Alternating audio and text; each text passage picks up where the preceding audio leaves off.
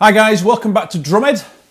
This lesson's going to be a little bit different because I'm going to ask a question first, which is, what is the jazz ride pattern and the technique that we need to use it? It's something that I'm asked a lot of the time, so who better to ask than the man himself, Pete Cater? Thank you, Rich. What is the technique we need to play this jazz ride pattern? Well, there are a number of schools of thought where that is concerned, and I have spent a lot of time, for a lot of reasons, mostly work-related and because I wanted certain outcomes from my own playing, analysing this. And a lot of players think of this jazz ride pattern as being like 4 quarter notes and then adding in the skip note. Now, I don't actually do that. I use a slightly different method. And it's a method that was born of a desire to be able to play fast tempos without tensing up, without getting tired, and without faking. And what I actually do is, rather than playing all 4, so there you can see 4 complete strokes from down to up and down to up, all the way through. What I actually do is I only play 2 motions in the bar. Here is where I think the true value lies in what a lot of people refer to as the Molar system, where we're using upstrokes and downstrokes. And that's often wrongly thought of as just being a means of affecting dynamic changes, playing accents. So, down, tap, up, all of that. I use these kind of strokes to maximize my efficiency. And it's not necessarily to do with any kind of dynamic variation. And how that presents itself in the context of playing the jazz ride cymbal pattern is I play an upstroke on 1 and 3 and a downstroke on 2 and 4. So the upstroke is like that, and the downstroke is like that. So instead of going up and down 4 times in a bar of 4/4 time, I'm only doing it twice, so it's half the effort. And what people struggle with is getting the uniformity of dynamics between those 4 quarter notes. And because in an earlier session we were discussing grip, and I was talking about how I keep my whole hand wrapped around the stick, that really makes it easy to get that upstroke at the same weight dynamically, so to speak, as the downstroke.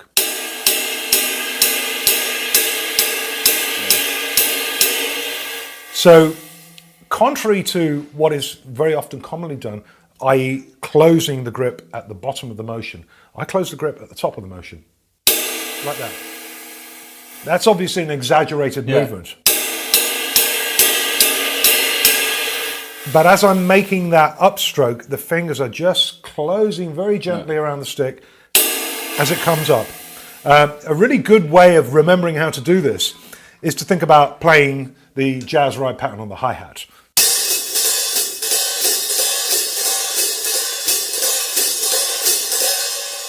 And the way to remember how it works is that as the pitch of the cymbals rises, that's where the stick rises. Yeah.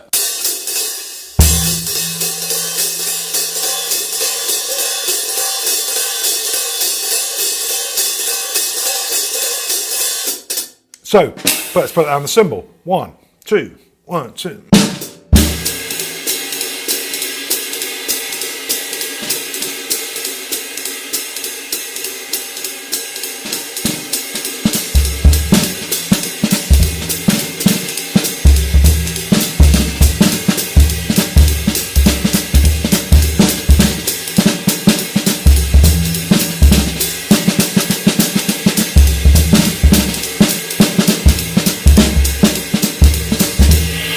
So it's really, really easy to do, and if you pick the tempo up a little bit,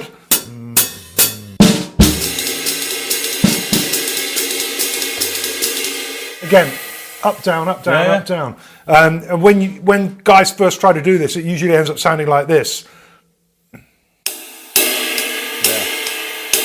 The accent on it. Yeah, so there's too much. Well, there's not sufficient emphasis on the 1 and 3, and the 2 and 4 is overstressed. So again, to reiterate, the way my technique works allows me to play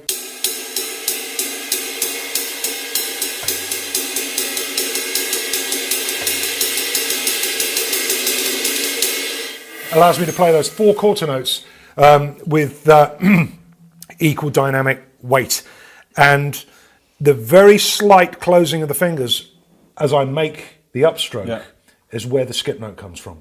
It's just generated by a little squeeze of the stick into the hand. So if I do like almost like an exploded view of the pattern, what's going on is this.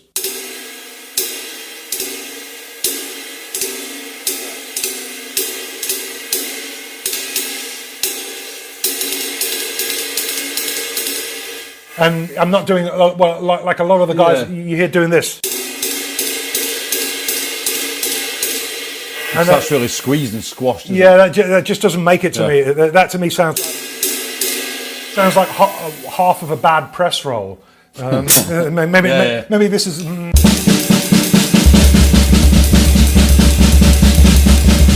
That's like a jazz blast beat, or something from Whiplash, where he starts bleeding all over the place. Yeah. So your skip note there, if I'm right, is on the up. It's at the beginning of the upstroke. Okay. It is as I'm launching the stick back up, the closing, it just has to be stressed while we're here that when I'm relaxing on the downstroke on the 2 and 4, the fingers are still around the stick. I'm not going and throwing them away because if they're out here, they're no use. So they just need to stay in the zone where I require them to do their work.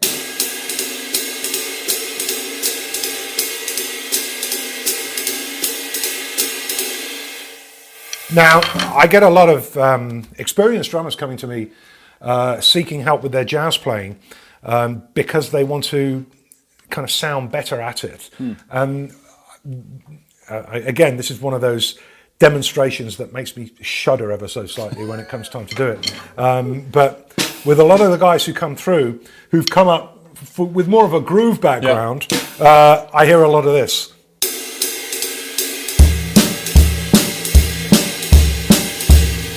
And it's as much psychological as it is technical, because whether you realize it or not, if you've come up with as I say, a groove, a backbeat, 2 and 4 kind of perspective, whether you realize it or not, you're centering your time on bass drum and the left hand. And of course, when it comes to playing jazz, that whole thing gets flipped on its head and the time is centered on the ride and the left foot. And giving the bass drum and the snare drum a completely different role to play. And the biggest hurdle for guys when they come to this for the first time is kind of having the trust in themselves and the confidence to move that time center away from here and put it on these 2 sounds. Which then brings us to what we do with the other parts. And what I do is, the first thing that I get people to do is just play every swung 8th note like this.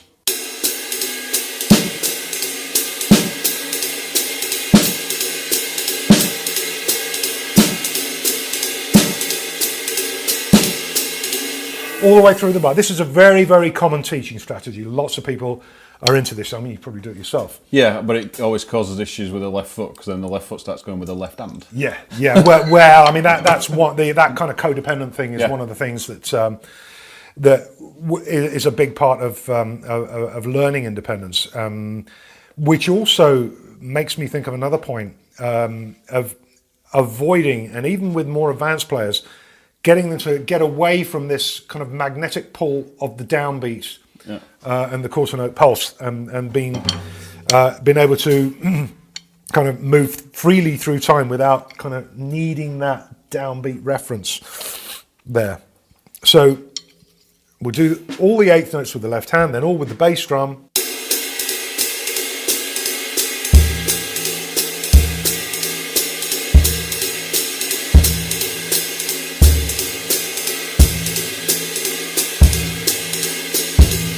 And so on and so forth through the rest of the bar. Now, what we're into here, this harks back to something we were talking about previously. This is facility-based learning. Okay, we haven't got it to that idiomatic level yet. So the next thing we're going to do is groups of 2. So every consecutive 2 swung eighth notes.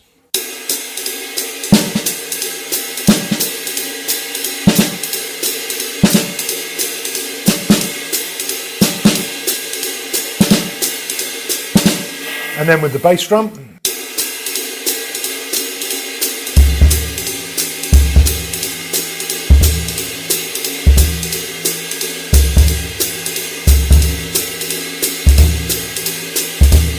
and all the way through the bar, and likewise with groups of 3. Now, here is the point where it actually becomes idiomatic. What we then have to do is to start to improvise the assignment of those notes between either the left hand or the bass drum. So let's take some groups of 2 and groups of 3, and I'm going to show you and the viewers at home how we just simply improvise and think about this has been a melodic relationship. Yeah. I mean, we don't have the 12 tones of the chromatic scale at our disposal, but there's no reason why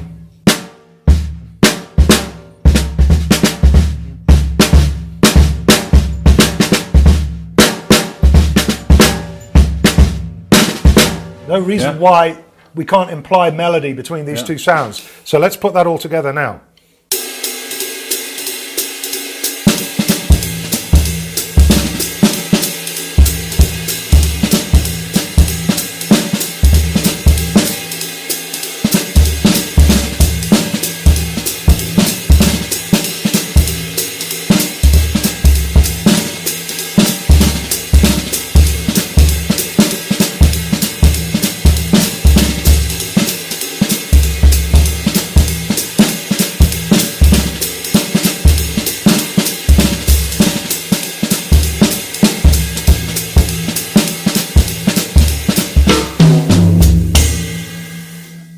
And that was one chorus of a well-known standard, but I'm not going to say what it was. I was just going to ask you that. Have you got a song in your head while you're playing that? Always, yeah. I mean, melodic fragments. That's where, because I'm looking for melody between these 2 sounds, melodic fragments are the inspiration. Yeah, and that was one chorus of an old show tune, which I won't mention, because if I do, then you'll have to pay copyright when the video comes out, and we don't want all that to happen. So that's the way I think about the comping element, and so that raises another point, and that's the whole thing of internal dynamics, because we want the ride cymbal to be the lead voice. That's what the musicians are listening to, and then this is the hi-hat foot is in second place, and for the most part, the comping should be supporting the ride pattern rather than cutting across it. If you're going for like an Elvin Jones with John Coltrane type of vibe, then everything is the energy level and the dynamic changes completely. But for our kind of starting point, functioning in a rhythm section, sounding good with an upright bass and a piano player, that's the way I balance the 4 limbs.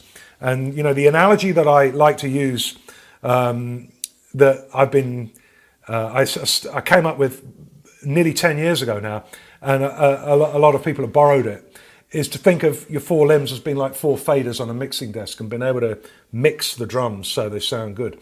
Because you could be playing all the right stuff, but if the snare drum's too loud or the ride's too quiet, or the bass drum's too loud, whatever, it's not going to sound right.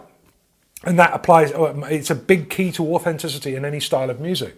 If you're playing rock and the snare drum backbeat isn't there, or the bass drum's not prominent enough, that's not going to sound right either. So internal balance is a big stepping stone towards authenticity of style. Do you know, I had no idea where that came from. I just knew it came from somewhere, the whole idea. Well, I'd never heard it before I came up with it. Yeah. Well, it's something I use. I just didn't necessarily. It's a great exercise. Yeah. I would call. I'd call it almost the human mixer. Yes, absolutely. So, particularly with beginners, where you find that a beginner in a basic eighth note rock groove, the hi-hat's the loudest thing in the world ever. Yeah, always. And you kind of try and work on that and just sort of get the balance in your playing. But that's that's brilliant. And because particularly somebody who's grown up without previously having done anything like this, they're used to the dominant hand being the thing that does all the work. It writes, knife and fork, opening doors, whatever. So it's naturally the most developed,